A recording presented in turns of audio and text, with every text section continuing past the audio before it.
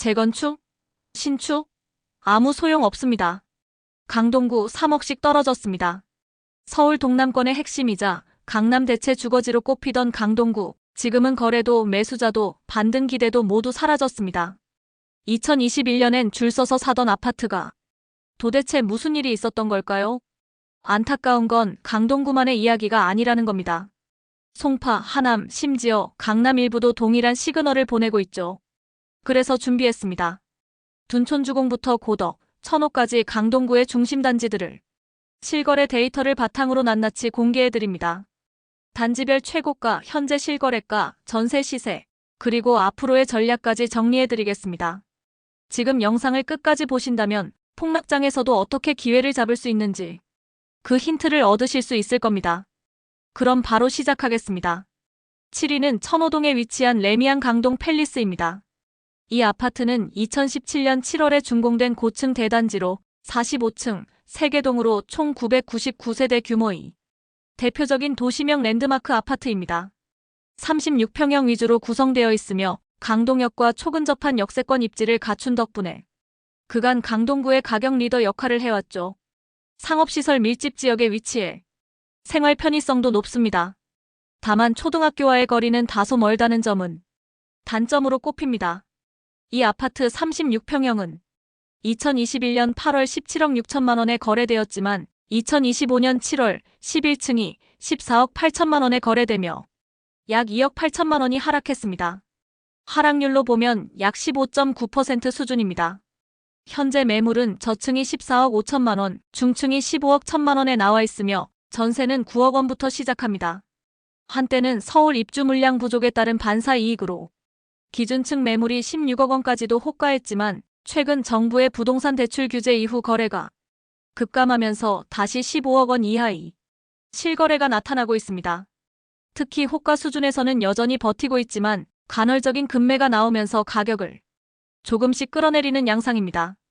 입지가 워낙 뛰어나 장기적으로는 가격이 회복될 가능성도 있습니다. 하지만 현재는 대출 규제로 인해 거래가 쉽지 않은 구간에 있으며 상대적으로 가격이 높은 단지인 만큼 당분간은 보수적인 접근이 요구되는 상황입니다. 실거주자의 한마디입니다. 6위는 상일동에 자리한 명일중앙 하이츠 아파트입니다. 1992년에 지어진 비교적 오래된 아파트입니다. 총 410세대로 구성된 이 단지는 최고 13층 규모로 22평형부터 30평형까지 중소형 가구가 중심을 이룹니다. 학군 측면에서는 한영중, 한영고와 외고가 가까이 있어 교육 여건이 양호한 편이지만 초등학교 접근성이 다소 떨어지는 점은 실거주자 입장에서 아쉬울 수 있습니다. 이 아파트는 고덕역과는 거리가 있는 편이지만 주변 도로망과 대중교통 연결성은 무난한 수준입니다. 특히 명일근린공원과 가까워 도심 속에서도 여유로운 환경을 누릴 수 있다는 점이 장점으로 꼽힙니다. 현재는 리모델링 사업이 예정되어 있어 장기적인 관점에서 주목하는 수요층도 일부 존재합니다. 30평형 기준으로 살펴보면 2021년 11월에는 12억 4천만 원에 거래된 바 있지만 2025년 6월에는 10억 1,800만 원으로 떨어졌습니다.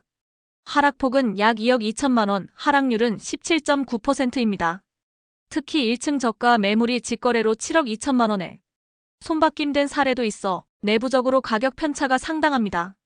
현재 나와 있는 매물 중 중간층은 10억 5천만 원 선이며 전세 시세는 5억 원 정도입니다. 최근 대출 규제 여파로 9억 원 이상 구간에서 매수 심리가 위축된 가운데 이 단지도 거래가 거의 이루어지지 않고 있습니다. 실거주자를 중심으로 리모델링 가능성을 염두에 둔 접근이 가능하겠지만 단기적인 시세 반등을 기대하긴 어려운 상황입니다. 매수 접근 시에는 반드시 급매물 중심으로 판단하고 여유 있는 자금 계획과 긴 호흡이 필요한 시점입니다. 실거주자의 한마디입니다. 5위는 둔촌동에 위치한 현대 3차 아파트입니다. 1988년 6월에 준공된 160세대 규모의 소규모 아파트입니다. 단일동 최고 12층으로 구성되어 있으며 20평형대 위주로 이뤄져 있어 비교적 실거주 중심의 단지라고 볼 수 있습니다. 위치적으로는 중앙보훈병원역과 둔촌동역 사이에 자리하고 있어 두 개 역을 모두 도보로 이용 가능한 더블 역세권입니다.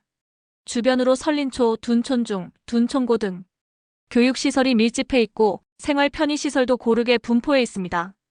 26평형 기준으로 보면 2021년 9월에 10억 3천만 원에 거래됐던 아파트가 2025년 6월에는 8억 2,900만 원에 거래되며 약 2억 원이 하락했습니다.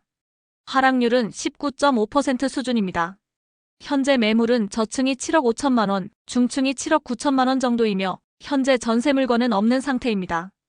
이 아파트는 재건축 연한은 충족했지만 단지가 워낙 작기 때문에 독자적인 재건축 추진은 어려운 상황입니다. 인근의 대형 재건축 단지인 올림픽파크 포레온이 입주를 시작하면서 주변의 기존 구축 단지들은 상대적인 매력도가 낮아진 상태죠. 게다가 올림픽파크 포레온과 비교해 가격 차이가 크지 않다면 신축 아파트 쪽으로 수요가 몰리는 건 당연한 흐름입니다. 정부의 강력한 대출 규제 이후 거래 자체가 거의 없는 상태입니다.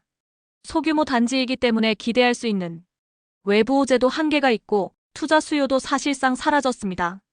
현재로서는 실거주 수요 위주, 그것도 급매물 중심의 접근이 아니면 거래가 성사되기 어려운 상황입니다. 4위는 둔촌동에 위치한 현대 4차 아파트입니다. 1996년 2월에 준공된 단지로 총 2개 동 235세대 규모입니다. 최고 19층까지 있으며 22평형부터 43평형까지 다양한 평형이 분포된 복도식 중소형 아파트입니다. 위치는 중앙보훈병원역과 둔촌동역 사이에 있어 더블 역세권의 이점을 누릴 수 있습니다. 학군으로는 설린초, 둔촌중, 둔촌고 등이 가까워 교육 환경도 안정적인 편입니다. 또한 주변 상업시설도 골고루 분포되어 있어 생활 인프라는 부족함이 없습니다. 23평형 기준으로 2021년 10월에는 9억 6천만 원에 거래되었으나 2025년 6월에는 8층이 7억 7천만 원에 거래되며 약 1억 9천만 원이 하락했습니다. 하락률은 약 19.8%입니다. 기준층이 아닌 저층에서는 7억 2,500만 원. 거래도 확인되고 있으며 현재 매물로는 1층이 7억 원에 나와 있습니다. 전세 매물은 현재 없습니다. 이 단지는 과거 인접한 올림픽파크 포레온의 영향으로 동반 상승세를 타기도 했지만 장기적으로 봤을 때 재건축 가능성이 낮은 편에 속합니다. 단지 규모가 작고 용적률이 높기 때문인데요. 실제로 모아타운 사업이나 통합재개발 구역으로도 포함되지 않았기 때문에 단독으로는 개발 가능성이 제한적입니다. 또한 최근 정부의 대출 규제로 인해 수요가 급속히 줄면서 이 단지도 거래 절벽 상황에 직면했습니다. 주변 신축 아파트와의 경쟁에서도 점점 뒤처지는 분위기고 실거주 수요 외에는 특별한 매입 요인이 크지 않은 상황입니다. 매수자 입장에서는 현재 저렴해진 가격이 매력적으로 보일 수 있지만 중장기적인 전망이 불확실한 만큼 철저한 입지 분석과 보수적인 투자 판단이 요구됩니다. 입지를 기준으로 실거주 목적이 명확한 경우에 한해 접근하는 것이 바람직해 보입니다. 3위는 암사동에 위치한 힐스테이트 강동 리버뷰입니다. 2019년 11월에 준공된 비교적 신축 아파트입니다. 총 5개 동 460세대로 구성되어 있으며 최고 26층 규모의 주상복합 단지입니다.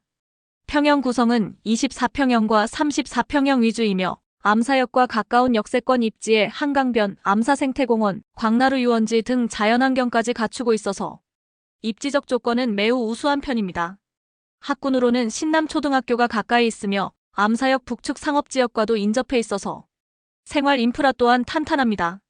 이 아파트 34평형은 2022년 4월 16억 4천만 원에 거래되었는데 2025년 6월에는 7층이 13억 원에 거래되며 3억 4천만 원이 하락했습니다. 하락률은 약 20.7%입니다. 현재 저층 매물은 13억 8천만 원, 중층은 14억 원 정도이며 전세는 9억 5천만 원부터 형성되어 있습니다. 24평형의 경우 최근 거래가 전고점을 넘기도 했지만 이는 예외적인 사례로 보입니다. 6월 27일 정부의 대출 규제 발표 이후 전체적인 거래 흐름이 급격히 꺾였고 특히 9억 원 이상 구간의 아파트는 수요 자체가 거의 사라졌습니다. 이 단지도 예외는 아니며 현재는 실거래가 거의 이루어지지 않고 있습니다. 전세가율이 비교적 높은 편이라 갭 투자를 고려할 수는 있지만 단기적으로는 매매가 상승 여력이 제한적입니다. 급매물이 아니고서는 매수가 어려운 분위기이며 시장 전체가 관망세로 전환된 상태에서 무리한 접근은 피하는 것이 좋습니다. 보수적인 투자 관점과 철저한 실거주 중심이 판단이 필요한 시점입니다. 2위는 암사동에 위치한 선사 현대 아파트입니다. 2000년 6월에 준공된 대단지로 총 16개 동 2938세대 규모의 거대한 커뮤니티를 자랑합니다. 최고 28층까지 구성되어 있으며 평형대는 24평부터 42평까지 다양하게 분포되어 있어 실수요층이 두텁습니다. 한강 동부변을 따라 위치해 있고 암사생태공원과 광나루 유원지 등 자연환경도 우수해 여가 생활이 편리한 점도 장점입니다. 교통 여건 또한 좋습니다. 암사역이 가까운 역세권이며 올림픽대로 접근성도 뛰어나 출퇴근 수요도 확보하기에 용이합니다. 학군으로는 신남초등학교와 선사초등학교 등이 인접해 있어 교육 인프라도 충실합니다. 이 단지 34평형 기준으로 2025년 6월에 16억 원 거래가 있었고 같은 달 3층은 12억 3천만 원에 거래되었습니다. 하락률로는 약 23.1%입니다. 현재 매물 시세는 저층이 12억 4천만 원, 중층은 13억 원대이며 전세는 6억 5천만 원부터 형성되어 있습니다. 그간 상승 흐름 속에서 급등했던 단지였지만 6월 27일 정부 대출 규제 발표 이후 가격 흐름이 꺾였고 거래량은 사실상 정지됐습니다. 비규제 지역이더라도 9억 원을 넘는 단지들에 대한 대출 제한과 자금 조달 계획서, 자금 출처에 대한 증빙 서류 제출 의무가 겹치며 수요층 자체가 급격히 축소됐습니다. 현재는 급매가 아니면 거래가 어려운 상황으로 실거주 수요도 관망 모드에 들어갔습니다. 또한 전세가 상승이 정체되면서 갭 투자 수요도 줄어든 상태입니다. 전세가율이 낮아지면서 자금 부담이 커졌고 매수자 입장에서는 최소 6억 원 이상의 현금이 있어야 매입이 가능한 구조가 됐습니다. 입지 조건은 여전히 우수하지만 단기 반등을 기대하기는 어렵고 보수적인 접근이 필요한 시점입니다. 실거주자의 한마디입니다. 1위는 둔촌동의 대표적인 구축 아파트, 현대 2차 아파트입니다. 1988년에 준공된 2개 동 196세대 규모의 중소형 단지입니다. 24평형부터 32평형까지 구성되어 있으며 실거주 중심의 수요가 많은 단지입니다. 위치는 중앙보훈병원역과 둔촌동역 사이로 도보 10분 이내의 더블 역세권입니다. 또한 한산초등학교와 가까워 교육 환경도 안정적입니다. 주변에는 다양한 상업시설이 갖춰져 있어 생활 인프라가 부족하지 않고 최근에는 인접한 대규모 재건축 단지 올림픽파크 포레온의 입주가 진행되면서 자연스럽게 시세에 영향을 받아왔습니다.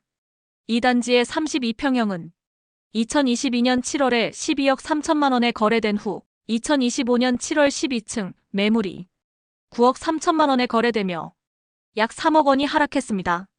하락률로는 24.4%에 이르며 강동구 내 단일 아파트 기준 가장 큰 낙폭을 기록했습니다.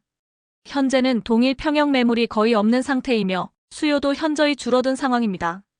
32평형은 전세 매물도 없습니다.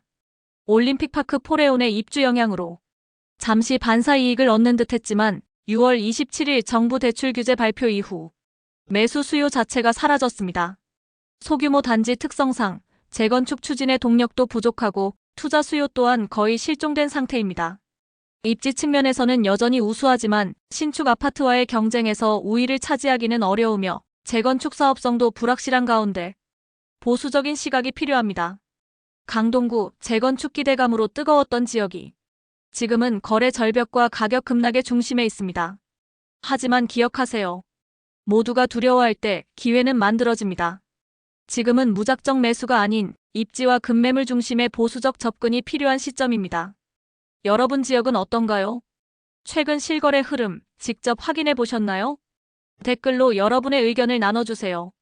구독과 좋아요, 다음 콘텐츠 제작에 큰 힘이 됩니다. 시청해 주셔서 감사합니다.